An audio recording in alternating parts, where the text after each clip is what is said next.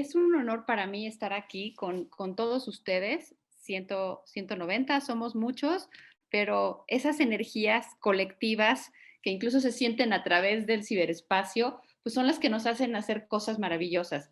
Realmente es un honor para mí estar hoy aquí porque sé que muchos de ustedes probablemente estuvieron en la mañana dando clases, ya sentados frente a la computadora, a lo mejor en la misma plataforma, y el que ahorita en la tarde nos acompañen, pues es un honor. Es un honor que su tiempo de Zoom lo compartan conmigo y, bueno, con mi equipo para poderles apoyar. Voy a tener aquí el apoyo de 3 colegas de la Subdirección de Innovación Educativa. Vero Luna. Vero, ¿andas por ahí? Sí, aquí estoy. Buenas tardes. De Irma Zavala Hola, muy buenas tardes. y de Karen Matías. La idea es que esta sesión sea muy dinámica, aprovechando que estamos en vivo, no estamos grabados, entonces que ustedes puedan plantearnos inquietudes y dudas a través del chat. Mis colegas van a estar revisándolo y contestándoles y ayudándoles. Y vamos a hacer una serie de actividades para, pues realmente aprovechar estos minutos que ustedes están dedicando a estar aquí con nosotros. Bueno, pues sin más, comencemos. Voy a compartirles mi pantalla.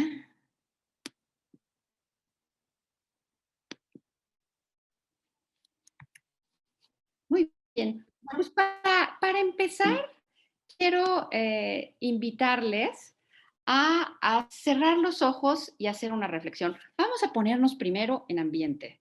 Cierren los ojos y recuerden la última clase que impartieron y conéctense con sus emociones. ¿Qué sintieron? ¿Qué están sintiendo al dar clases? ¿Cuáles son sus inquietudes? Durante un minutito traten de vivir esas inquietudes.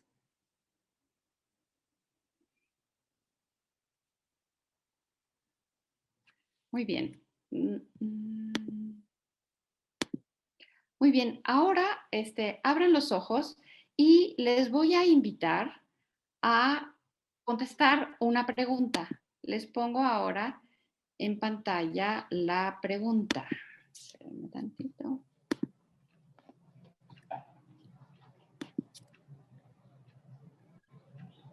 Perdón, les pongo en pantalla la aplicación en la cual van a poder ver la pregunta. La pregunta es, ¿cuáles son esas emociones que ustedes sintieron? ¿Qué inquietudes tuvieron? Y esta aplicación, que se llama Mentimeter, les permite contestar a distancia. Pueden hacerlo con su celular. Si ustedes tienen un lector de QR y lo ponen sobre el código, les va a aparecer la pregunta. O si quieren hacerlo por la computadora, pueden poner www.menti.com y este número, o Irma les está poniendo en el chat el URL para que hagan clic. Entonces, contesten ustedes ahora la pregunta. ¿Cómo se están sintiendo?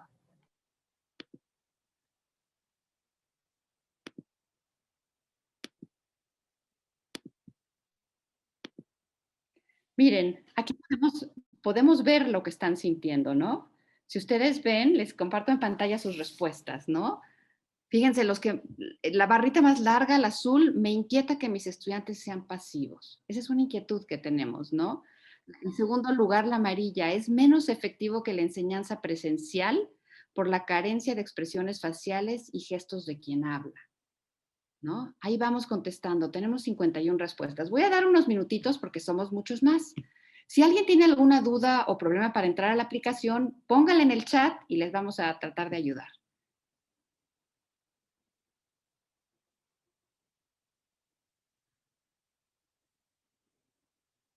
Muy bien, pues sí, definitivamente esa parte de que nuestros estudiantes sean pasivos es algo que a todos nos preocupa, ¿no? Y nos preocupa, bueno, en segundo lugar, la parte de efectividad de lo que estamos haciendo, ¿no? Y que perdemos el contacto que tenemos, digamos, con la comunicación no verbal que tenemos con nuestros estudiantes. Y bueno, la otra preocupación interesante es la parte de que tenemos que trabajar largas horas, ¿no? Que nos está implicando mucho más tiempo. Fíjense, todo eso que ustedes están contestando, les tengo una noticia.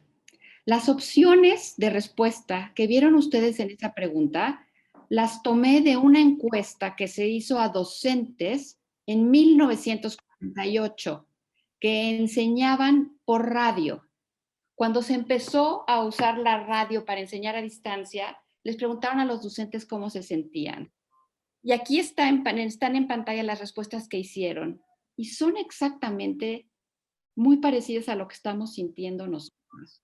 Entonces, ¿qué les quiero decir con esto? Que no es nuevo lo que estamos viviendo. Son sensaciones explicables por el uso de los medios, ¿no? Y tienen que ver con que tuvimos que emigrar de manera abrupta a la enseñanza, lo que hoy llaman enseñanza remota de emergencia, sin haber tenido o adaptado nuestras prácticas a la enseñanza mediada por tecnología. Entonces, vamos a revisar lo que es el aula invertida y reflexionar en particular cómo nos puede ayudar para trabajar en el entorno que estamos viviendo ahorita y yo espero que también cuando regresemos al aula. Tengo 3 objetivos para las 2 horas que tenemos por delante, la hora y media. Por un lado, vamos a analizar cuáles son los atributos del aula invertida. Vamos a aplicar, porque no es una sola, ¿no? Ustedes dan múltiples disciplinas en diferentes prepas con diferentes estudiantes, entonces hay muchas maneras y el chiste es que encuentren aquella que es ideal para ustedes. Y entonces vamos a reflexionar específicamente en cómo cada uno de ustedes puede integrarla. La agenda, vamos a tener 5 puntos. Vamos a comenzar por qué es y qué implica el aula invertida, analizar por qué surge, qué modelos de aula invertida hay, qué elementos con qué elementos se juega en estos distintos modelos. Vamos a repasar rápidamente medios y herramientas que nos ayudan para enseñar con aula invertida a distancia.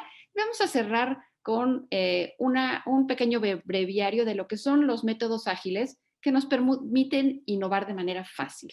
Entonces, esta es la agenda que tenemos para hoy. Y bueno, sin más, comenzamos. ¿Cuál es la esencia e implicaciones del aula invertida?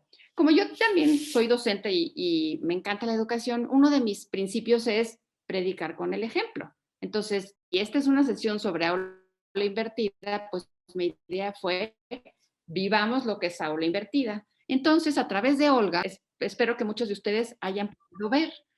Y la idea es ahorita empezar a analizar las ideas importantes de estos autores, de estos materiales.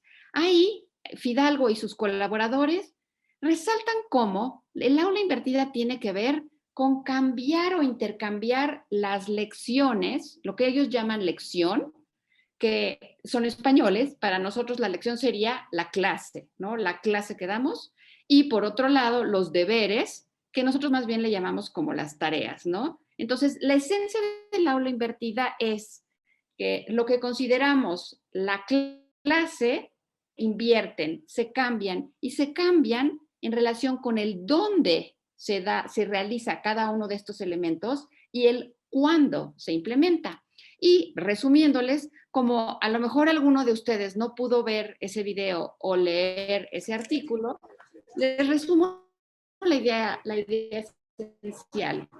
En el método tradicional, lo que tenemos es que la lección la damos en el aula, ¿no? Damos en el contexto que esperamos a la hora de los deberes o la tarea, los hace el alumno en casa y los hace cuando está solo. En el aula invertida, aquí es el cambio que se da. La idea es que la lección o la clase la haga el alumno antes y la haga cuando está solo, apoyado en algún material. Y sobre todo el aula invertida se ha caracterizado porque se hace con videos. Y los deberes o la tarea se hace en el aula. Es decir, cuando estamos reunidos, estudiantes y docentes, es cuando hacemos los ejercicios de aplicación, las actividades. Una vez que ya vimos la clase. Entonces, la inversión tiene que ver con el lugar y el momento de estos dos componentes. Ahora, vean este tweet. Curiosamente, es un tweet que tuvo lugar esta semana casi, 21 de febrero de 2021. Y lo que nos dice Jordi Martí, educador español, dice, bueno, a ver, no me digan, esto de invertir, del aula invertida en realidad son los deberes, es otra manera de llamar la tarea. Mi pregunta es, para ustedes, después, con esto que aprendieron de aula invertida, con los materiales que les enviamos o con este pequeño resumen que les di, ¿es realmente el aula invertida solo otra forma de llamar a las tareas? ¿Qué implica esa inversión, esa idea de que el alumno haga la lección antes y que en la clase hagamos actividades y discutamos? ¿Tiene implicaciones? ¿Está cambiando la enseñanza y el aprendizaje en algunos de sus elementos, como el tiempo, los factores, los recursos, las actividades? Y bueno, como estamos en aula invertida, entonces es manos a la obra. Vamos a hacer una discusión en pequeños grupos. Y la idea es la siguiente, que ustedes con 4 o 5 colegas discutan estas preguntas que les planteo.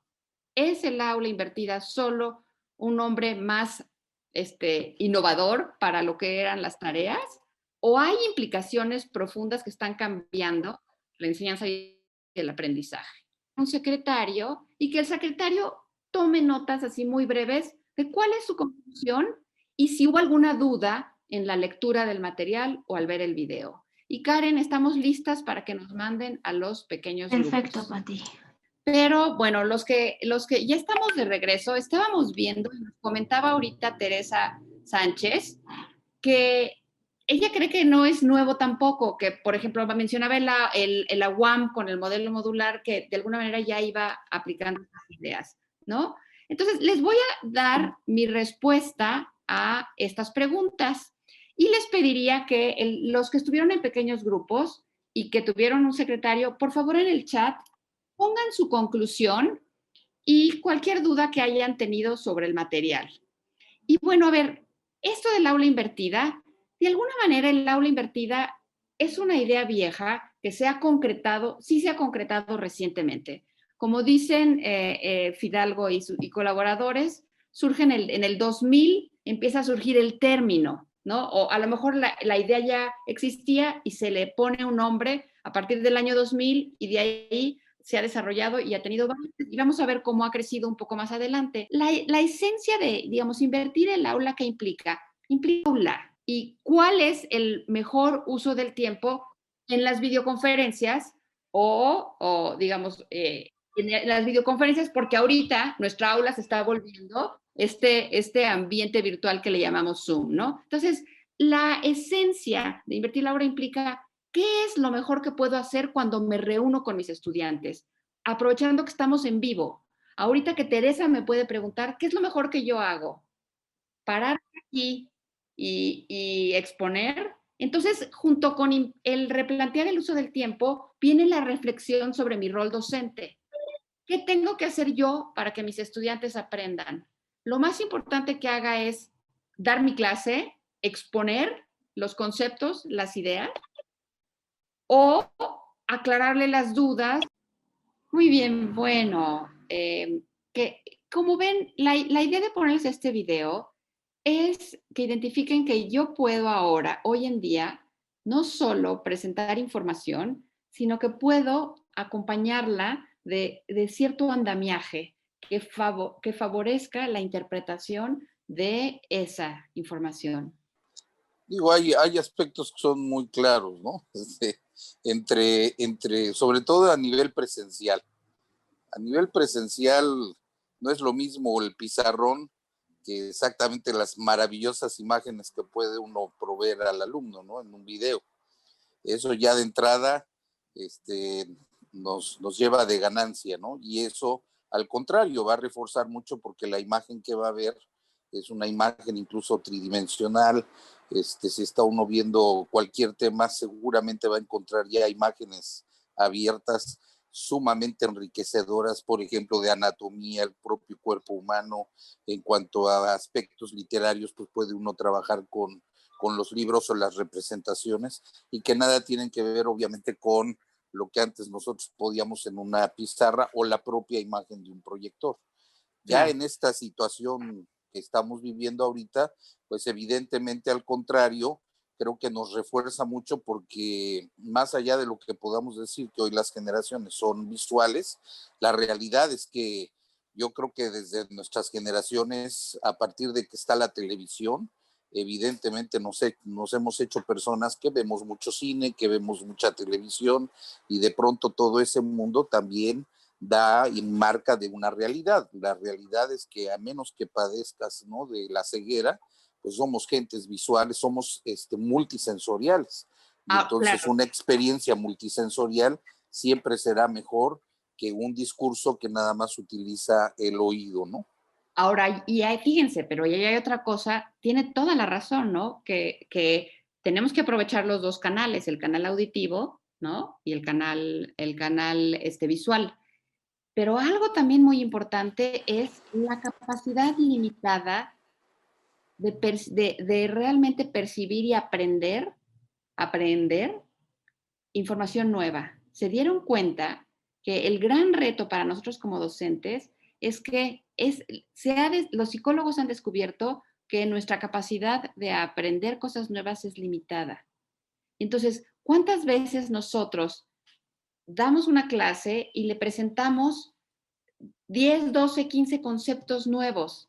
Y en el video vemos cómo la memoria de trabajo es el cuello de botella para nuestros estudiantes, ¿no? Que solo pueden manejar un número limitado de conceptos nuevos, los tienen que relacionar con los conocimientos viejos, y cuando logran generar los esquemas mentales es cuando pasa a la memoria de largo plazo.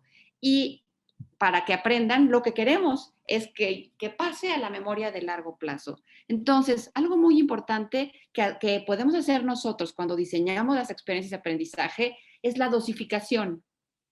La investigación en psicología dice que lo más que puede aprender una persona, conceptos nuevos, son 7 más menos 2, ¿no? Entonces, hasta que no esos 7 los reorganiza y los convierte en esquemas mentales, o sea, no podría, si le doy 20, se van a perder 13. Entonces, es algo muy importante que también tiene que ver con un argumento con aula invertida. ¿Por qué? Porque si el alumno está trabajando, él puede ir trabajando en bloques del número de conceptos e ir generando los esquemas mentales necesarios. Entonces, muy bien, vamos a continuar entonces con qué modelos existen del aula invertida y cuáles son sus elementos. Como ven, el aula invertida maneja dos fases, ¿no? La fase que es en casa y que se caracteriza porque el estudiante está solo con aquellos materiales que yo le haya dado. Y la fase 2 es cuando estamos nosotros con él. Está ya sea en el aula o en la videoconferencia el momento del acompañamiento docente. Entonces, ¿qué modelos puede haber para organizar la enseñanza y el aprendizaje en estas dos fases? Y bueno, lo que vemos nos hablan Fidalgo y Blanco de 3 modelos actuales, ¿no? El primero es cuando considero estas dos fases independientes. Entonces, el alumno trabaja en casa con materiales para adquirir conceptos, los estudia solo y una vez que termina, llega al aula o a la videoconferencia y le hacemos una evaluación donde vemos si aprendió esos conceptos o no los aprendió, y con base, y si lo logró aprender, entonces pasa a una actividad. Entonces, en este modelo son dos fases separadas: el momento de adquirir conocimientos, donde está solo, tiene que demostrar que los adquirió y entonces pasa a la actividad. Nos dicen Fidalgo y Blanco que este es un modelo muy común, por ejemplo, en prácticas de laboratorio. Estudia el alumno fuera y llega y en la práctica demuestra lo que aprendió, ¿no? Ese es un primer modelo. Ahora, un segundo modelo tiene que ver con el pensar que lo que se hace en el aula es reforzamiento. Entonces, en la fase, cuando está solo, adquiere los conceptos con los materiales que yo le doy y en el aula hay toda una serie de actividades que buscan reforzar su aprendizaje. Entonces hay resolución de dudas, hay debates, hay actividades prácticas o de aplicación. Hay una serie de ejercicios que se benefician del acompañamiento del docente, ¿no? Es el docente quien contesta preguntas, quien modera los debates o quien supervisa la aplicación de esos conocimientos. Entonces aquí sí hay de alguna manera hay alguna relación porque se refuerzan esos mismos conceptos. Y el tercer modelo es un modelo donde hay una relación mucho más cercana. En la fase 1 no solo se adquieren los conocimientos, sino que hay otra serie de actividades que el alumno trabaja solo para reforzar esa adquisición de conocimientos. Entonces, ¿cómo se vería esto? El alumno a lo mejor trabaja con el video, hace una evaluación estando solo con un cuestionario en línea o con un quizzes, algún tipo de evaluación.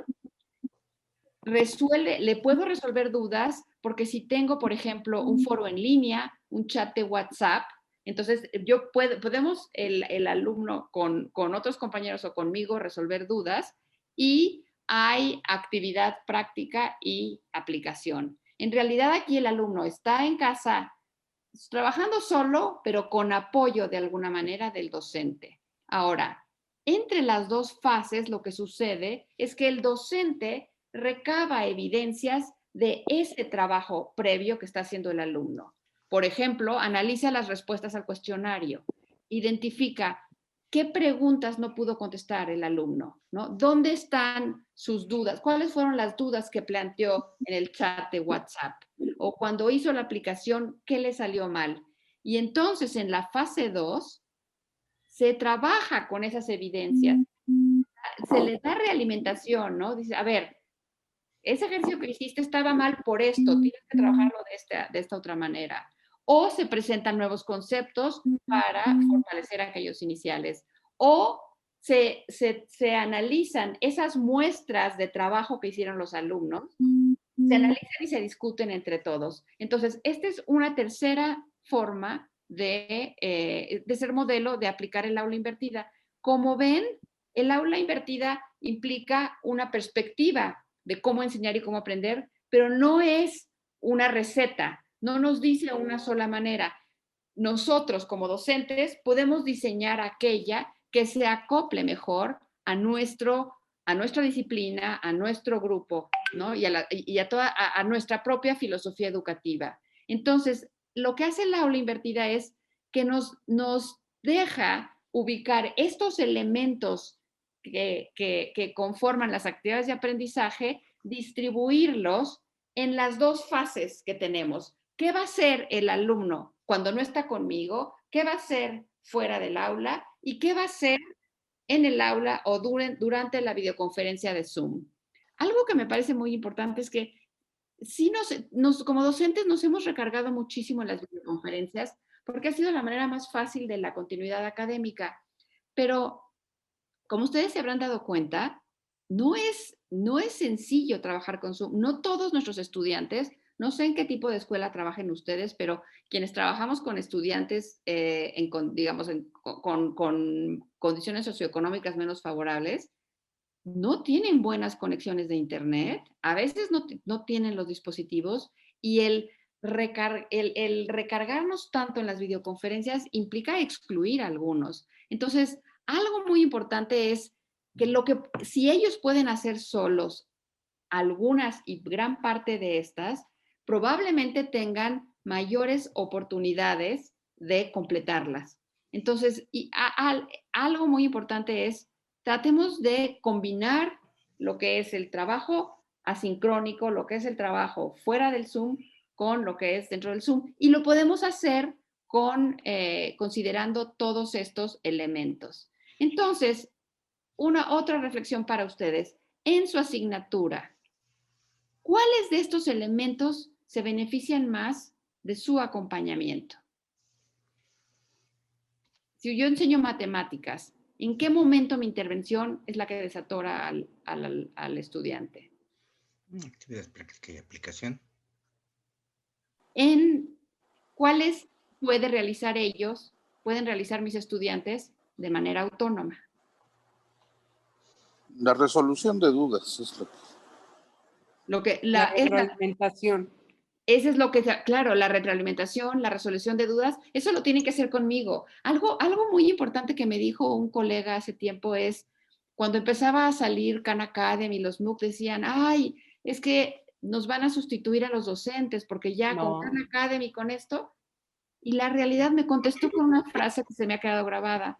Pati, si eso hubiera sido, cuando surgió la imprenta, todo el mundo se hubiera vuelto sabios. O sea, el que esté la información afuera no quiere decir que toda la gente se puede apropiar.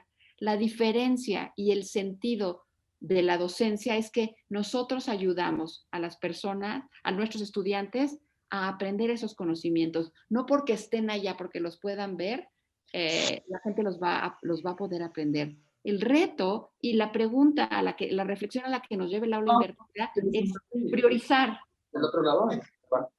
En el aula tengo 2 horas, en Zoom tengo, a ver si mis estudiantes solo pueden conectarse, digamos, bien a media hora de videoconferencia. ¿Qué es lo esencial? ¿Qué es lo que tengo que hacer para que realmente ese conocimiento que está allá afuera, en esos materiales, lo puedan hacer suyo y puedan lograr el aprendizaje significativo? Que pongan en práctica lo aprendido y lo puedan aplicar. Claro. Y es donde realmente el alumno se apropia del conocimiento y donde realmente uno como docente puede ver reflejado que sí llegó al objetivo. Entonces, ahora lo que me gustaría es tomen estos elementos y en un papel que tengan junto, planeen cómo harían su aula invertida. Piensen en una de las lecciones que tienen que dar mañana o la semana que entra. ¿Cómo lo convertirían en aula invertida? ¿Qué actividades darían a los estudiantes para que hagan en casa? ¿Y cuáles las harían cuando se reúnen ustedes con ellos? Si es que se reúnen por videoconferencia o de alguna manera. Entonces les doy... También el trabajo colaborativo es muy importante, porque a veces a nosotros no nos entienden con las palabras que decimos. Pero si tú lo juntas con alguien de su mismo, por decirlo así, de su misma lógica o pensamiento de madurez, se explican entre ellos cosas que nosotros no somos capaces de decirles con nuestras palabras. Por supuesto. Y en cambio un alumno, ese mismo concepto se lo explica con otras palabras y le entienden mucho mejor. Y es donde te das cuenta que también el trabajo en pares, por decirlo así, o el trabajo en equipos, como dice aquí, trabajo colaborativo, pues te ayuda a que entiendan ellos a lo mejor un concepto difícil de aprender.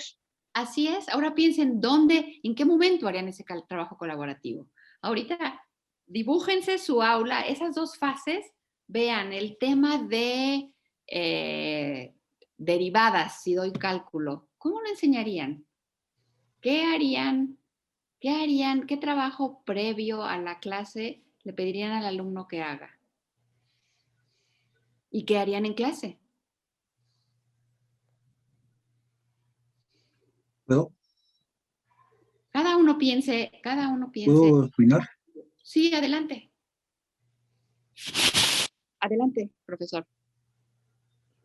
Bueno, si lo estamos manejando en el sentido de cálculo, hay muchas situaciones en la vida que se requiere el cálculo mental. Por ejemplo, cuando vamos a hacer una compra de algún tipo de, ya sea de alimento o algunos materiales que ocupemos, lo que sea, y en cuanto a los precios y el presupuesto que yo tengo, pues tengo que estar haciendo y sobre todo tengo que priorizar qué es lo que más urge, qué es lo que tendría que hacer yo, cómo voy a distribuir ese ingreso, o sea, ese presupuesto, tengo que hacer, entonces se les da alguna alternativa a los jóvenes de, pues, mira, ¿por qué ha pasado? Que a veces estamos frente al que nos vende y le pedimos esto, le pedimos lo otro y aquello, y a la hora de estar haciendo, y lógico, si vamos preguntando los precios a la vez, porque casi mucho no lo hacemos inmediatamente. Quiero esto, pero ¿cuánto cuesta? Y también necesito esto otro, pero ¿cuánto cuesta? Y aquello también, pero ¿cuánto cuesta? Y a la hora pero a la vez va uno haciendo su operación mental. ¿Cuánto es? Porque cuando se logra esto, se descubre que muchas veces la persona que te está vendiendo siempre se equivoca a favor. Es raro que se equivoque en contra. No sé si sería algo Claro. práctico porque ellos les ejercita de alguna forma cotidiana el intelecto en cuanto al cálculo mental hacia cualquier problema de la vida, ¿no? Claro, aquí la idea sería pensar ese cálculo mental, ¿dónde y cuándo lo hago? ¿Necesito estar yo con él o otros compañeros con él para hacer el cálculo? ¿O podría ponerlo a practicar fuera del aula? Y tendría sentido que, esta es como la pregunta que tenemos que hacernos, ¿no? Quisiera compartirles. Buenas tardes. Buenas tardes. Gracias. Mi nombre es Gabriela Ruiz y bueno, una de las cosas que a mí me ha parecido interesante, donde creo que puedo bajar esta información y que a lo mejor, no sé si no tengo la certeza de si lo hice correcto o no, pero me funcionó y creo que ellos estuvieron muy motivados al respecto de seguir ese ejercicio y ese caso. Particularmente, estuvimos revisando hace unas semanas el tema de pensamiento, donde yo les hice un resumen, literalmente un material editado de algunos textos que les hice llegar y en donde les pedí que hiciéramos una revisión de la información, contestamos algunas preguntas dentro de la actividad de clase y en una de ellas hablábamos de los tipos de pensamiento que existían y hablamos de los pensamientos dirigidos, no dirigidos y adicionalmente hablamos del pensamiento divergente y convergente. Y una de las cosas que utilizamos es que justo en el caso del pensamiento divergente, pues hay diferentes formas de solucionar una misma situación. Entonces, la actividad que yo puse tener una cifra específica a través de operaciones aritméticas simples con una serie de números también limitados, que eran 10 números. Esto pues nos resulta en un tiempo de 40 minutos más o menos, fue un poco menos de tiempo, pero al hacer las operaciones, ellos practicaron esta parte de las matemáticas, los despejes, las funciones, etcétera, que yo no les puse y meramente fue la forma de hacer el ejercicio para llegar a una cifra y a partir de ahí los que lograron obtener el resultado expusieron todas las que fueron haciendo. Entonces, al final, el objetivo pues era entender que, bueno, cualquier persona tiene una manera diferente de solucionar problemas, de utilizar el pensamiento para trabajar en una solución de problemas y llegar a una decisión importante en cuanto a el objetivo que querían alcanzar. Sí, creo que hasta el momento y considerando estos elementos que hasta hoy nos has dado, Pati, pues obviamente me permite ver que entonces mi aula invertida en ese tema fue utilizada, creo que de la mejor manera. Claro. Y por ejemplo, no sé, Gaby, ahorita me perdí, pero lo de pensamiento divergente y convergente se los diste fuera del aula para que llegaran a resolver el problema en el aula, ¿no? ¿Fue así? Sí, así es. Fue una parte teórica, una explicación adicional y la actividad en clase, claro, en el aula. Sí, entonces aprovechamos para que realmente ahora sí que cuando nos ensuciamos las manos con esos conceptos, estamos juntos, ¿no? Porque no hay nada más frustrante que estoy solo y tengo una duda y quién me la contesta, ¿no?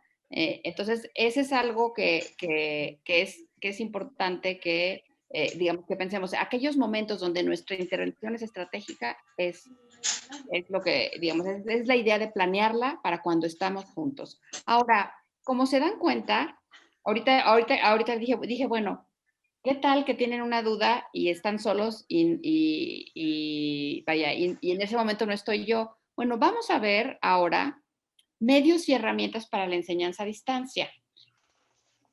Como vieron, en el 1948 empezó la educación por radio. De allá para acá ha habido muchísimos avances y alrededor del 94 empezó la enseñanza con Internet.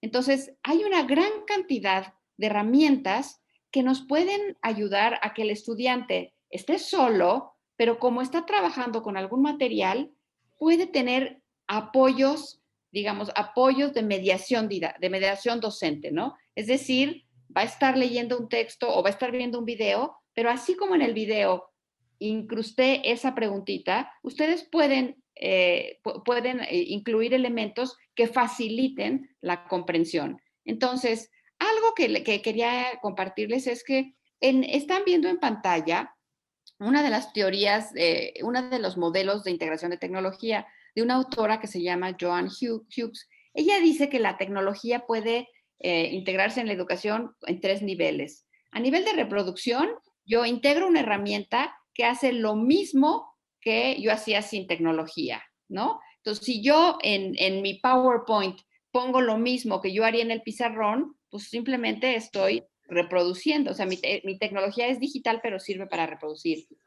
La ampliación sirve cuando la tecnología permite hacer las cosas mejor, las optimiza, ¿no? Me da algo que permite ampliar las capacidades iniciales que teníamos, ¿no?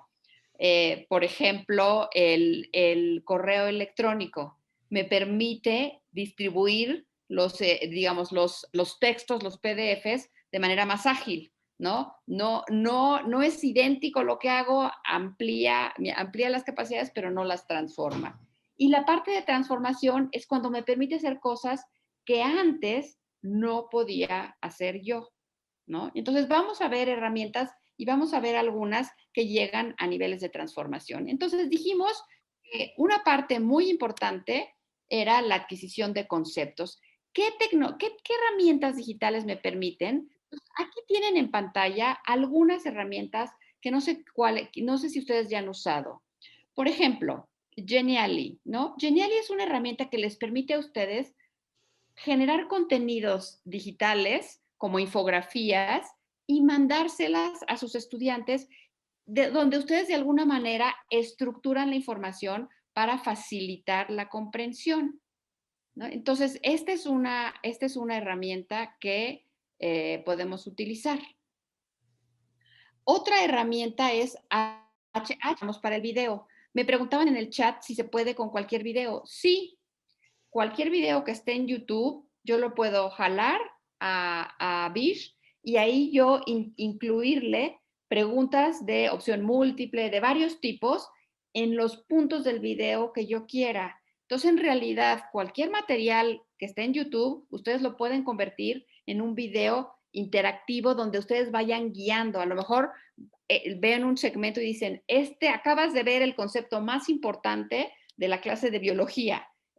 ¿Lo entendiste bien? Aquí va una pregunta. O sea, pueden o meter una explicación para que se detenga a reflexionar o pueden meter alguna pregunta. Y H5P hace lo mismo. No sé quiénes de ustedes también nos permite hacer infografías. Entonces, estas son herramientas que les permiten hacer contenido interactivo. Screencastify les permite a ustedes hacer los videos. Entonces, estas hay para hacer contenidos.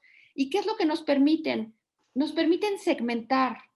Si yo necesito, si mi memoria de trabajo es limitada y solo puedo adquirir 7 conceptos al mismo tiempo, necesito segmentarlo. Entonces, con los recursos, yo puedo generar bloques de información. En lugar de que tengan que venir a una clase de 2 horas, podría yo segmentar mi información en videos con 5 conceptos, que el alumno los vea y haga algo que le ayude a apropiarse de esa información. Yo puedo guiar a mis estudiantes con estos materiales. En Genially pueden hacer gráficos interactivos donde le van haciendo clic a diferentes elementos y van entendiendo los conceptos. En muchos de ellos pueden evaluar, como incrustar preguntas, y también pueden realimentar, porque pueden decirle, contestaste bien, contestaste mal, ¿no? Pueden automatizar una cierta realimentación. Lo interesante es que, como estoy haciendo con la presentación de información algo más de lo que yo hago solo en mi clase, entonces puedo en un solo material incluir presentación de conceptos, evaluación y realimentación. Entonces, eso es un primer bloque. Hay dos herramientas muy interesantes para ahora para la enseñanza en línea, que son Perusall e Hipótesis, que lo que hacen es lectura colaborativa. Nos decían que la discusión entre los pares, el trabajo colaborativo es importante. Lo que tenemos aquí es que estas dos herramientas, me voy a adelantar una, por ejemplo, esta es una pantalla de Perusall. En Perusall lo que yo puedo hacer es que puedo subir un texto y junto al texto se va generando un foro. Cuando un alumno resalta una frase del texto, puede escribir un comentario y a ese comentario otros compañeros pueden contestarle. Entonces, puedo hacer una lectura colaborativa con mis estudiantes. Y lo que es muy lindo de Perusall es que yo como docente entonces puedo ver cómo están interpretando el texto. Entonces, me puedo dar cuenta si están entendiendo bien, si las frases, si su interpretación de una frase es correcta o no, y me pueden poner preguntas sobre algún concepto que está planteado en la lectura. Entonces, imagínense que ahora, para esa fase de aula invertida, que es previa, puedo yo mandarles una lectura que ellos discutan con otros compañeros. Entonces, esa primera fase puede estar enriquecida con este tipo de trabajo. Entonces, lo que nos permiten estas dos herramientas es que el alumno puede resaltar, él solito puede marcar partes del texto que le son importantes, puede discutirla con otros compañeros. Yo lo puedo guiar porque, como está diseñado Perusall, yo le doy instrucciones de la tarea. A ver, lee este texto, identifica el concepto de ecosistema, identifica tal otro concepto y discute con tus compañeros tal cosa. Entonces lo puedo guiar. Puedo realimentarlo porque puedo ver las frases que van poniendo y puedo contestarle. Y también podría yo evaluar sus participaciones. Perusall tiene una herramienta de inteligencia artificial que califica los comentarios de los alumnos en 3 niveles. Si es muy, digamos, le da 0, 1 y 2. El 0 es un comentario muy trivial, el 1 es un comentario que aporta algo y el 2 es un comentario de alguna manera más profundo. Todavía está en desarrollo, la inteligencia artificial no es maravillosa, pero me puede dar una orientación y al alumno mismo le puede dar una orientación. Entonces, tengo estas dos herramientas. Ahora, entonces, con estas herramientas puedo tener presentación de conceptos, trabajo colaborativo, puedo tener debates en línea en ese chat, en ese tipo chat de WhatsApp que se va generando y puedo también resolver dudas. Entonces, si se dan cuenta, son herramientas que nos permiten fuera del aula hacer varias de las actividades de manera integrada. Ahora, en cuanto a evaluación, supongo, todos en estos últimos meses han sido lecciones intensivas de herramientas digitales. No sé cuántos de ustedes conocen, por ejemplo, Quizzes y Kahoot nos permiten hacer cuestionarios, ¿no? El Kahoot de una manera lúdica, ¿no? Podemos mandar preguntas y ir jugando, vamos jugando a ver quién contesta más preguntas. El Quizzes cuestionarios, y en ambos casos se pueden contestar durante la sesión o fuera de la sesión, y por supuesto Google Forms, ¿no? ¿Y qué nos permiten estos cuestionarios de exámenes en línea? Pues valoramos la comprensión de los estudiantes, podemos realimentarles si programamos realimentación automatizada y podemos calificarlos, ¿no? Y entonces tenemos que podemos hacer evaluación, resolución de dudas y realimentación. Ahora, en cuanto a trabajo colaborativo, algo muy, muy interesante es el uso de las dos plataformas de colaboración que tenemos, de producción colectiva, ¿no? Con Google for Education, con todas las herramientas de Google, podemos hacer redacción colaborativa. Decían hace rato, bueno, es que no se trata solo de que aprendan los conceptos, sino que se atora cuando está aplicándolos, ¿no? Entonces, con estas herramientas puedo solicitar a mis estudiantes que generen productos, ¿no? Hagan un ensayo y hagan un ensayo entre ustedes. Hagan una hoja de cálculo donde analicen los precios de los productos que nos estaba comentando el profesor, ¿no? y ellos, digamos, lo pueden hacer entre varios, lo puedo ver yo y puedo realimentarle. Entonces, pueden escribir, ¿no? Pueden incluir imágenes, ilustrarlo, pueden compartirlo. Yo puedo comentarlo entre ellos, podemos hacer comentarios, ¿no? Y podemos, pueden etiquetarle, ¿no? Pueden hacer comentarios y dirigir el comentario a otro compañero. Entonces, yo les invitaría a que, como parte de su aula invertida, incluyan el trabajo colaborativo. Puede ser parte en clase, puede ser parte fuera de la clase. Y bueno, para hacer aplicaciones prácticas hay muchísimas herramientas digitales. Digo, les quise aquí poner ejemplos de algunas para que vean que aunque estamos ahorita digamos, fuera del aula, trabajando en línea, tenemos la ventaja de toda esta serie de herramientas. Les ponemos en el chat el vínculo. Hay una académica americana, Jane Hart, que todos los años hace una encuesta de cuáles son las aplicaciones más útiles para los educadores. Y acaba de sacar la lista de las aplicaciones del 2020, durante la pandemia. Entonces, tienen ahí 200 herramientas diferentes para hacer diferentes cosas. Entonces, busquen, véanlas y vean para aquello que ustedes quieren diseñar, cuál es la herramienta que más les conviene. Íbamos a hacer una reflexión grupal, íbamos a hacer un pequeño grupo, pero me lo voy a saltar porque con tantos el Zoom nos está dando problema con el grupo, y lo que les diría es, la idea es, esas dos fases que ustedes planearon hace rato, ¿qué herramientas requieren? Piensen de las herramientas que vimos o métanse a esta página de Jane Hart y vean qué herramienta puede ayudarles a ejecutar esa tarea que ustedes quieren y ver si es mejor hacerlas fuera del aula, fuera del Zoom o durante la videoconferencia. Y para terminar, quiero plantearles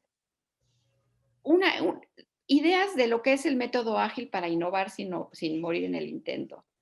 Meter el aula invertida es una innovación y las innovaciones cuestan trabajo, implican cambio y los seres humanos no se nos da fácil. Como comentaba un profesor, tuve que echar vuelta atrás.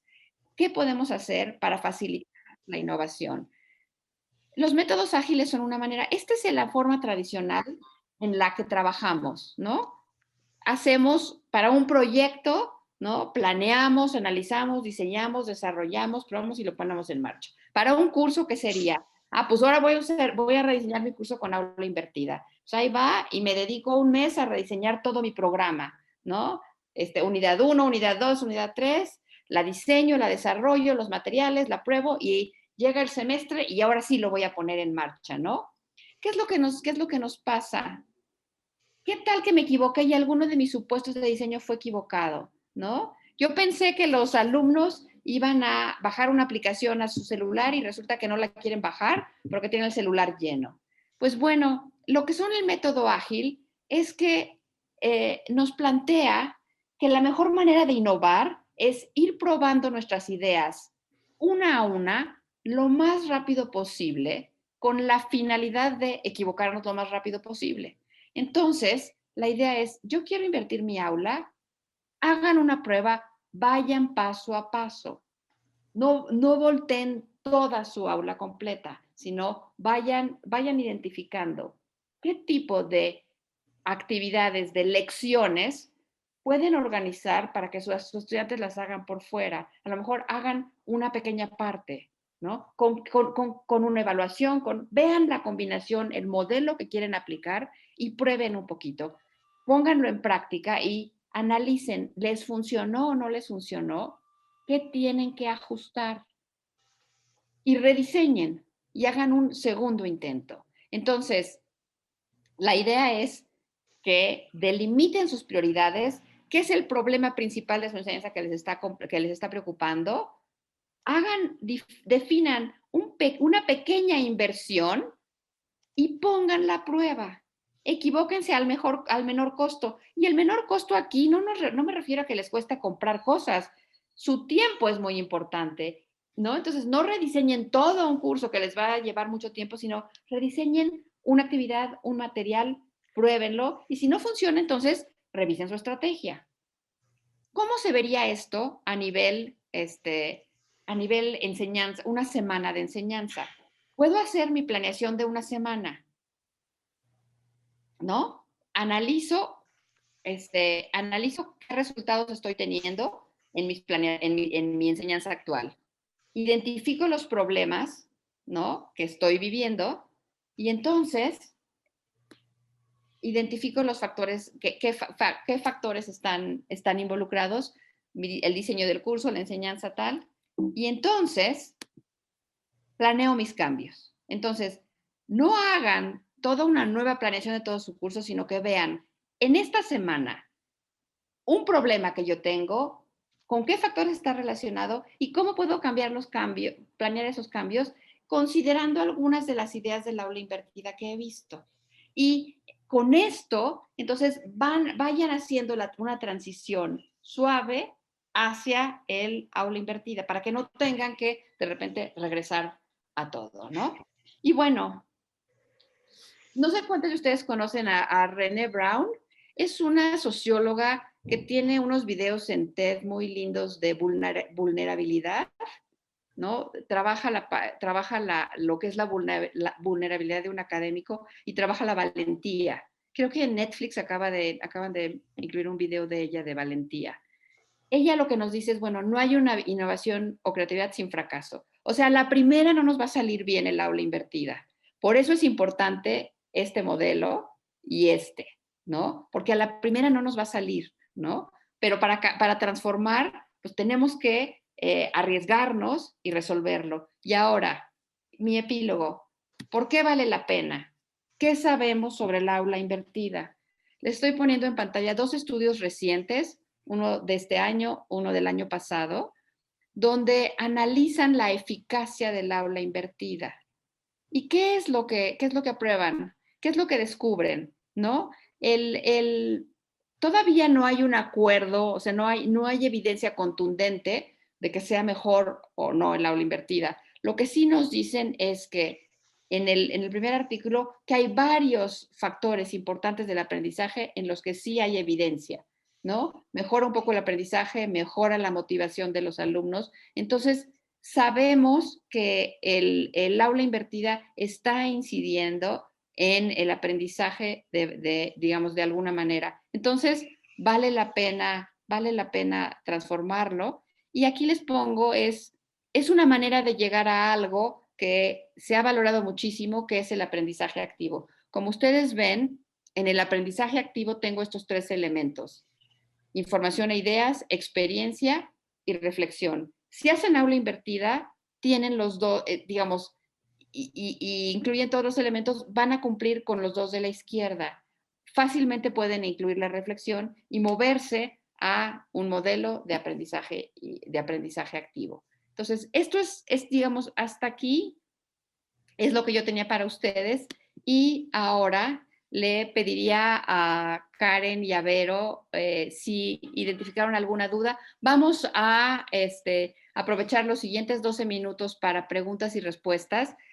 Aquí nos preguntan, ¿no corremos el riesgo de saturar a los alumnos con material por la tarde? Sí corremos el riesgo de saturar a los alumnos por la tarde si no planeamos, si no dimensionamos el tiempo que les va a tomar, digamos, trabajar esa parte, ¿no?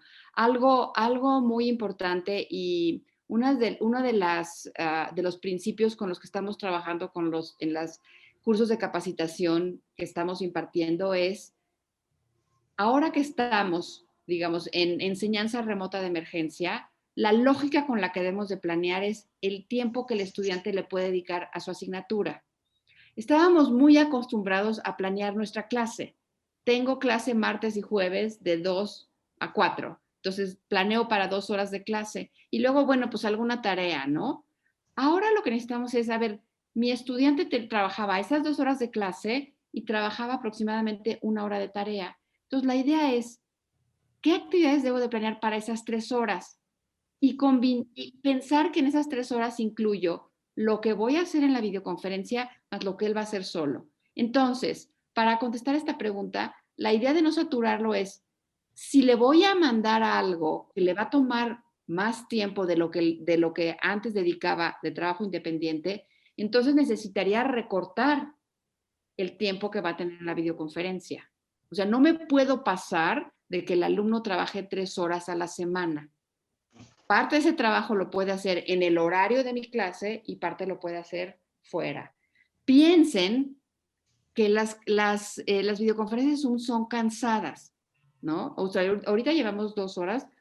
Me imagino que ustedes empiezan a cansarse. Digamos, habíamos diseñado la sesión para romperle el bloques. Si se dan cuenta, hubo actividades a lo largo de la sesión. Hubo también interacción. Desgraciadamente lo de grupos no funcionó también para poder haber roto la última parte también. Pero si yo diseño para todo el tiempo en Zoom, a lo mejor es muy cansado. Entonces, piensen cómo juegan con estas actividades. ¿Qué más, Vero? Sí, gracias. Nos preguntan, ¿qué opinas de la gamificación en el aprendizaje? Pienso que la gamificación puede ser muy, muy interesante porque cuando nosotros jugamos, estamos teniendo experiencias y muchas veces aprendemos sin darnos cuenta y es disfrutable. Ahora, lo que pienso es que hay una interpretación muy burda de gamificación que es nada más dar puntos. O sea, gamificación no es nada más hacer un concurso y dar puntos. La gamificación real implica cómo convierto la experiencia de aprendizaje en un juego. Y lo más importante de un juego es que cuando yo estoy jugando, no estoy teniendo riesgos ni estoy siendo penalizada, ¿no? El juego implica que puedo fantasear, que puedo experimentar, que puedo probar y no estoy en riesgo. Entonces, a mí me encantaría hacer entornos gamificados donde los estudiantes puedan experimentar con los conceptos, con la aplicación, sin ponerse en riesgo. Y realmente, libremente, ¿no? Hago mezclas y no va a pasar nada, o me atrevo a escribir algo y no voy a lastimar. O sea, esa parte creo que puede ser muy interesante. ¿Es válido que apliquemos estos recursos para grupos con recursos escasos? Me imagino a los recursos que nos presentabas, ¿no? Yo diría que no es válido si ellos no tienen acceso, ¿no? Que si estamos trabajando con alumnos de bajos recursos, que cuidemos de usar recursos a los que ellos tienen acceso. O sea, el video es de los materiales que demandan más ancho de banda. Entonces, mejor irnos a textos, mejor irnos aquí el problema es el acceso, ¿no? O sea, si no tienen buen ancho de banda mis alumnos, es mejor mandarles un gráfico, o sea, algo que puedan imprimir o que puedan ver en la computadora estático, porque mandarles video es,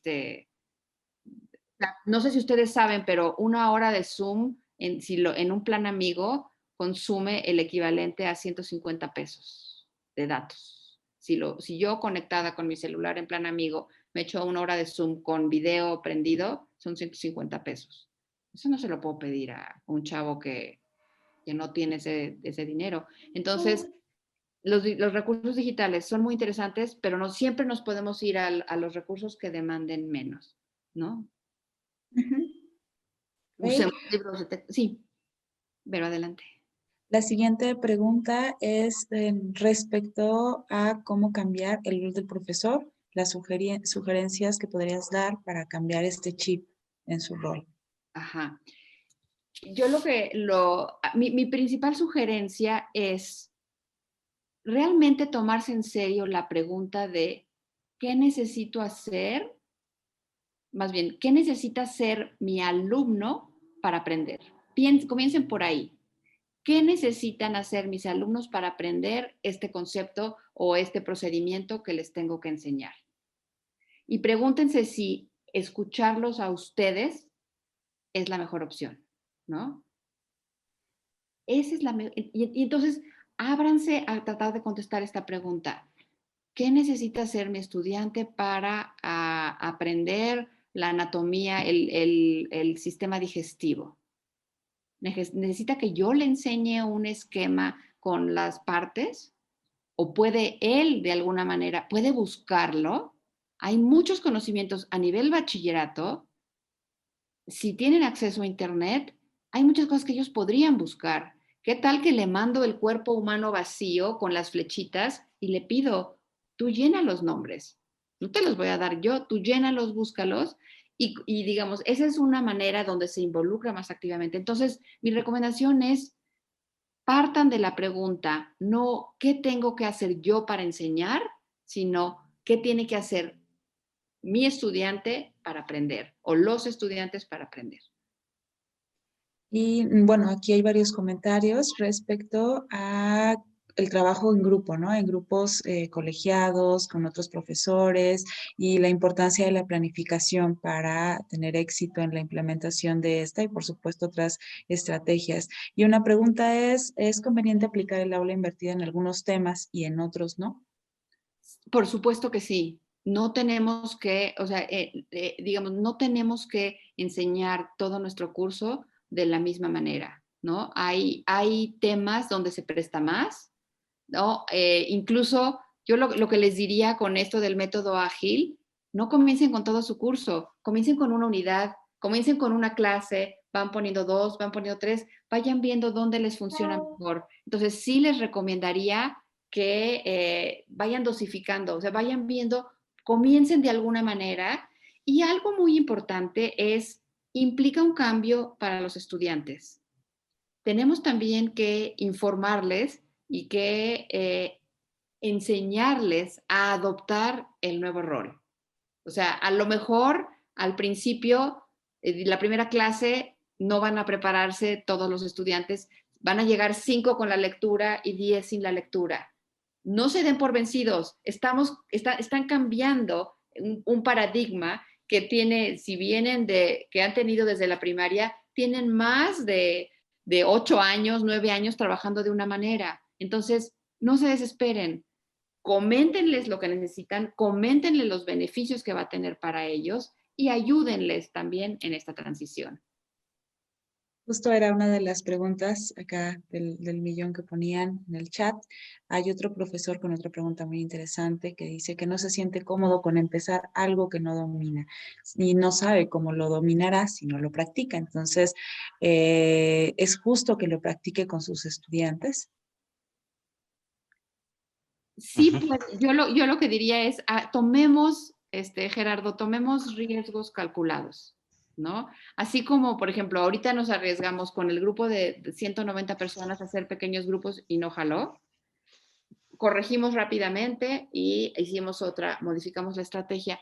Vaya haciéndolo digamos, de manera calculada. Por ejemplo, esa lección que les va a dar, déselas para que la trabajen en la tarde, o en su casa, con un video, con un texto, con tal. Pero planeen su clase una estrategia para averiguar qué pasó con ellos cuando la leyeron. Entonces puede comenzar la clase con una evaluación o con un cuestionario, con un juego en Kahoot para ver qué tal les fue con esa lectura. Y de acuerdo a cómo vea que les fue, entonces decida si se va directo a la parte de aplicación porque ellos ya leyeron o mete un pequeño reforzamiento. Entonces lo que yo le diría es, si nunca empieza, nunca lo va a transformar, pero hágalo de manera cautelosa, con riesgos medidos y con salvavidas, ¿no? No puedo dejarlo sin entender este tema, entonces, ¿cómo remediaría el que no hayan logrado el nivel de comprensión que se requería? Entonces, puede irlo haciendo poquito a poco. Un cambio paulatino. Acá, bueno, tenemos más comentarios, más preguntas, pero el tiempo apremia. No sé si son las 8. Hay oportunidad de dar más. Son las 8. Digamos, tomemos 2 preguntas más, pero. Ok, perfecto. Acá nos dicen, Bueno, nuevamente el cambio de chip. Cuando se hablaba de reproducción, ampliación y transformación de la información, ¿se podría interpretar como uso de TICs, tags y TEPs? No necesariamente, no. Es distinto porque la forma de análisis del uso de la tecnología, una habla de la transformación de prácticas y otra del para qué de las prácticas. En realidad, entre TIC, TAC y TEP, la diferencia es para qué se usan las tecnologías, ¿no? Si se usan para aprender y para conocer o si se usan para empoderar a las personas. Entonces, son distintos marcos que están utilizando distintos criterios, ¿no? Puede haber una tecnología transformadora que no necesariamente empodere a las personas, ¿no? Entonces, no son, digamos, no se pueden equiparar estos dos marcos. Berito, pues una última, escógete una última. Vamos a escoger de casi hasta el final. Están muy interesantes los comentarios.